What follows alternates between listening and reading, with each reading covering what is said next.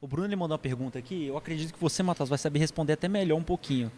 Que a pergunta é, na opinião de vocês, a raiz do problema da política brasileira, ela tem ligação com a idolatria?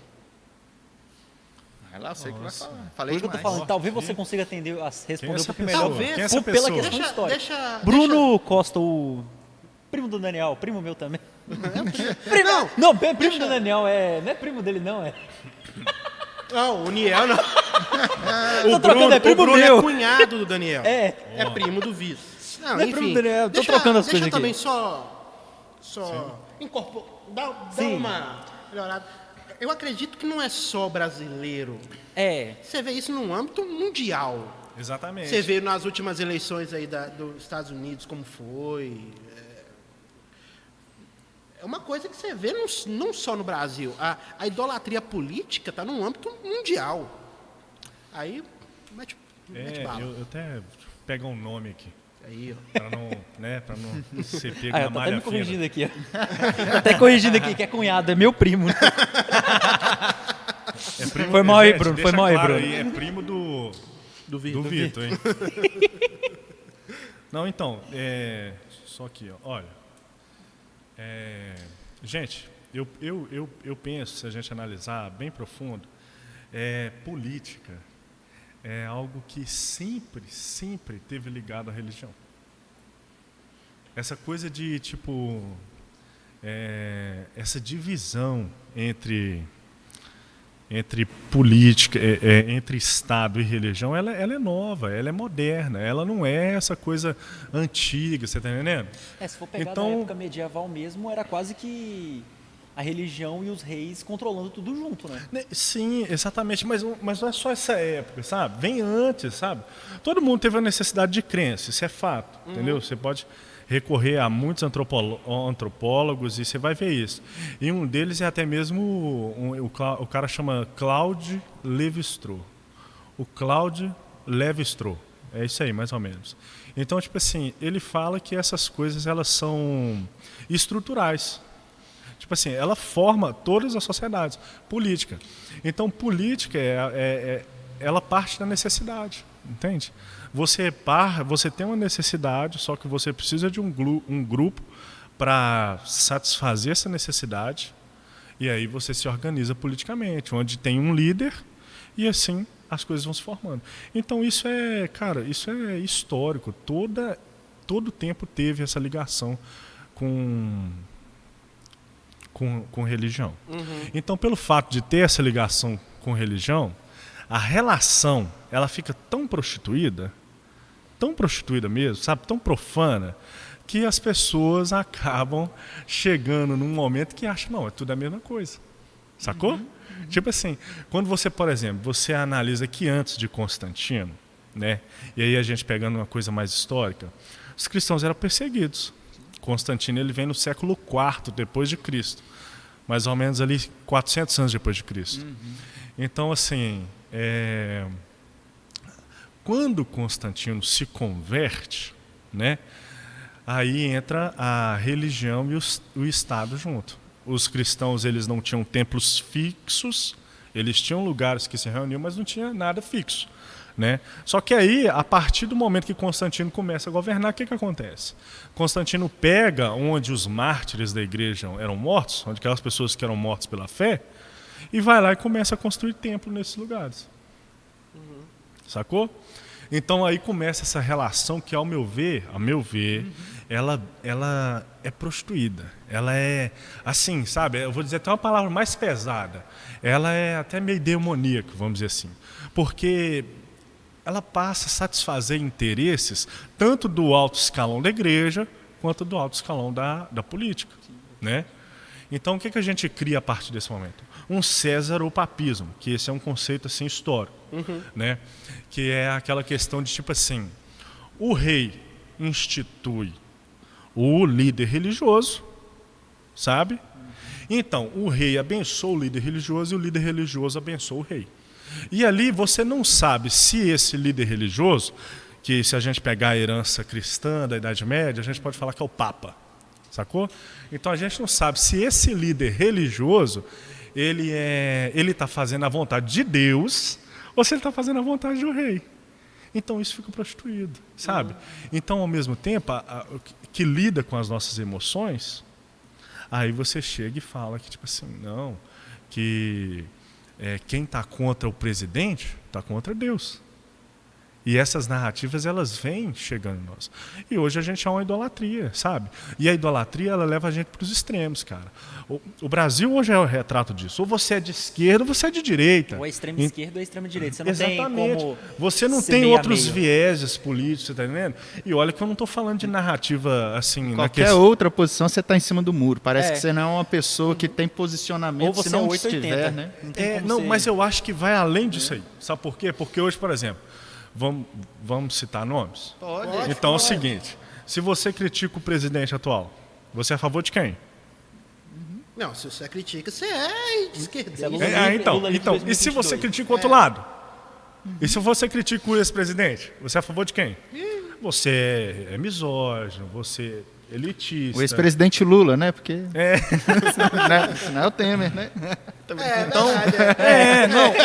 Vamos citar os Tem que nomes, citar porque é até a disputa ano que vem, né? Então, tipo assim, aí você chega num cenário que já tem a previsão dos dois serem candidatos.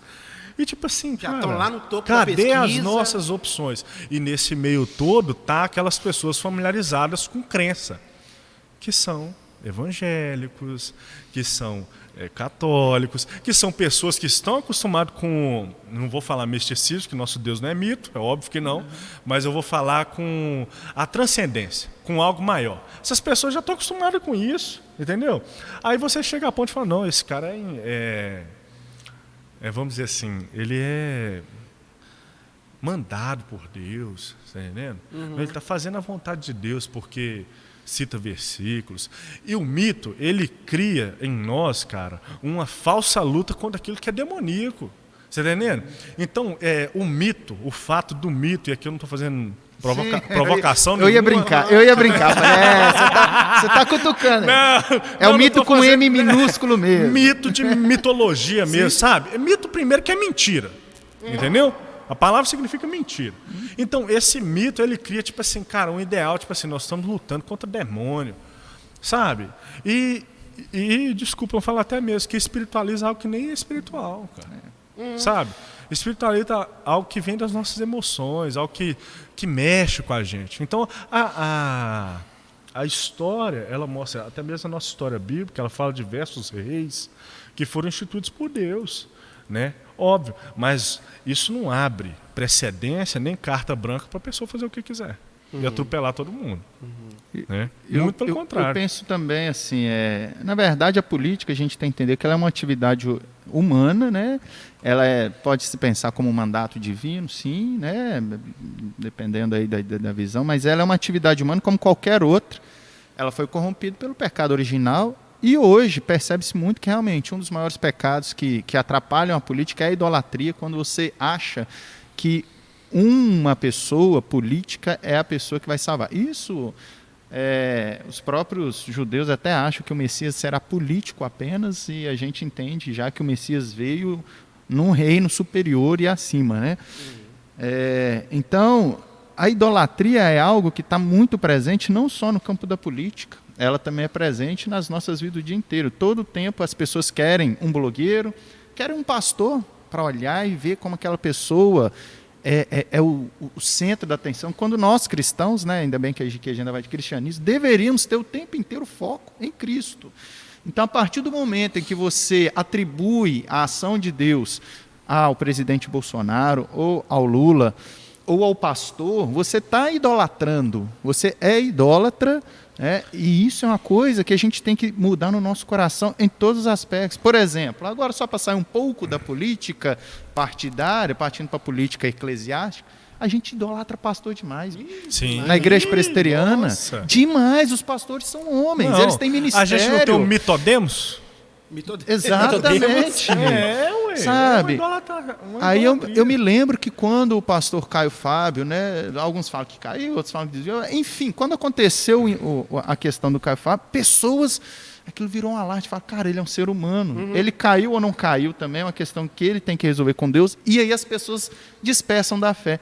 Aí as pessoas hoje que confiam demais, idolatram o Bolsonaro, Se o Bolsonaro comete um ato de corrupção, acabou. Parece que a pessoa vai desistir da fé por conta disso. Pera lá. Nossa, eu acreditei Deus tanto não precisa nele. do Bolsonaro e nem do Lula lá no topo, Exatamente. gente. Ele não precisa. Ele vai agir independente de quem esteja lá.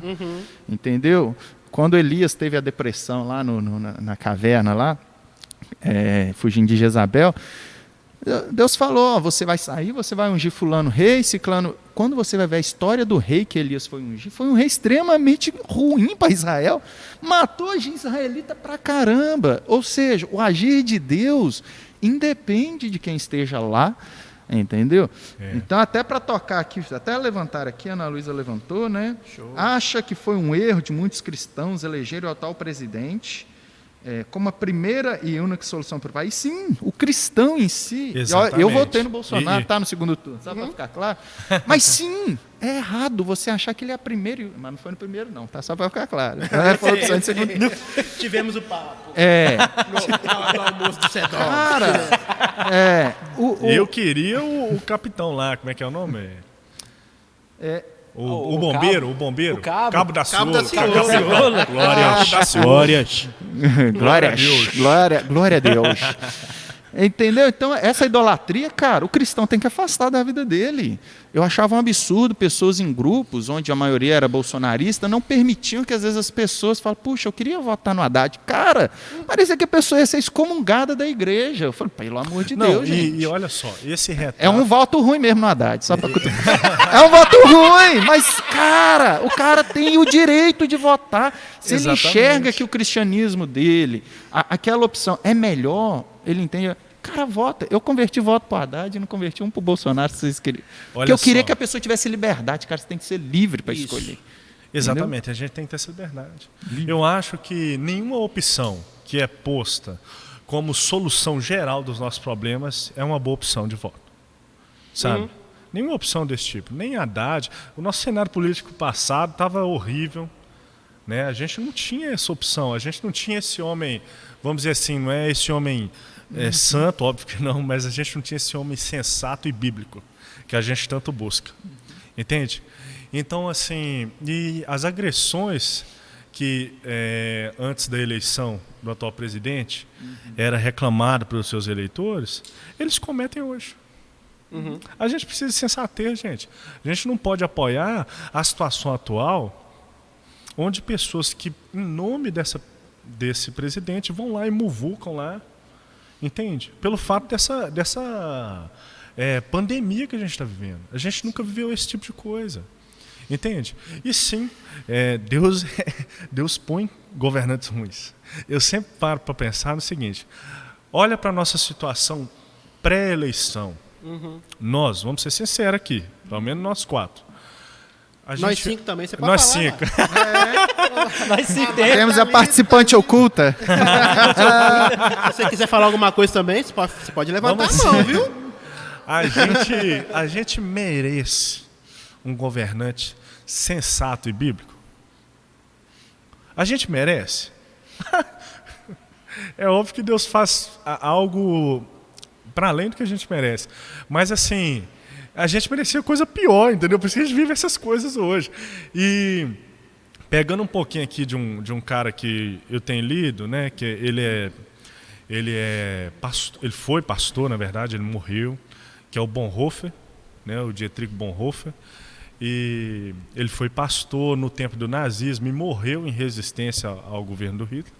Então ele analisando Romanos capítulo 13, né, onde fala sobre as autoridades instituídas por Deus, né? Ele fala assim que nenhum político pode usar isso como uma carta branca para fazer o que quiser porque foi colocado por Deus. Foi colocado por Deus porque todos nós ocupamos lugares onde Deus permite que nós estamos. Entende? Mas aquele trecho ali, ele falando, né, que quase aspas para ele, né?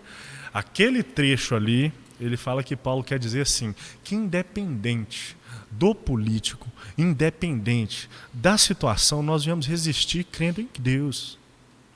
crendo em Deus, seguindo ordens maiores, legislações maiores, tendo fé em Cristo, entende? Sendo fiel e resistindo não na brutalidade, não na grosseria, sabe? Não no vandalismo, mas resistindo na fé nele, sabe? Em amor, procurando os irmãos, discipulando os irmãos, sabe? Orientando, né? Então, não tendo fé em algo que é passageiro, sabe? Né? Não distorcendo as verdades bíblicas, mas tendo fé somente em Cristo. E essa fé em Cristo que vai dar para nós a sensatez e levantará também sensatez para escolher líderes melhores e vai dar para nós também um líder melhor. Sim. Um líder bíblico, um líder sensato, você está entendendo? Um líder que respeita até quem não seja bíblico, entende? Porque, né, nós não queremos uma teocracia. Toda teocracia é sacrificial. Hoje a gente parece estar lutando por uma teocracia. Não, sabe? Uai, bom seria se Jesus descesse e governasse. Essa teocracia é ideal, né? É o ideal, entendeu? Mas nem é o ideal. O ideal é ele descer e levar a gente logo. Já ir embora, acabar com o mundo já, né? Acabou. Entendeu?